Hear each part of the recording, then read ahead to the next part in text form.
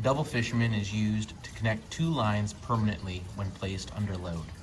This is mostly used by anglers, rock climbers, and arborists. Jewelry makers or bracelet makers will also use the double fisherman, but not place it under load. It uses tension from the knots to be able to adjust to someone's wrist.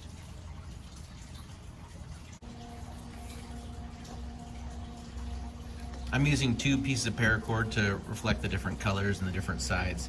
I always like to have my left hand cord on top of my right hand cord. I'm a right-handed individual, so for some reason I just like starting this way. You can alternate, it's fine. It doesn't matter which side you're starting on.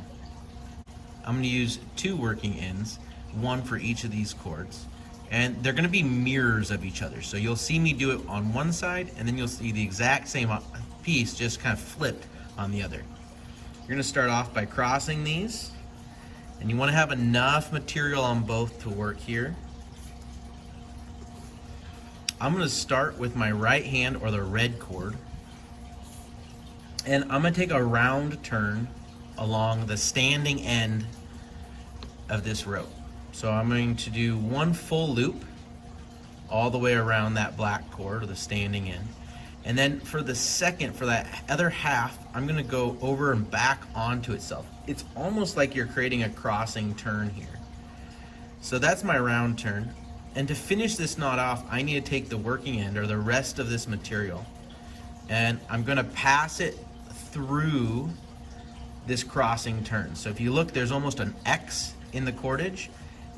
This working end needs to pass parallel to the black or through this whole thing. So to do that easily, I'm going to take this crossing turn, I'm just going to push it up.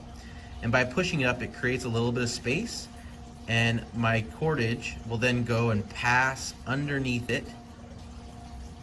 And then at that point, I'll pull it through and tight. And that's how you're going to create that X. You're going to do the exact same thing with the black. I'm just going to switch hands. Using the black working end, I'm going to go around the red standing line. So I'm going to do a round turn.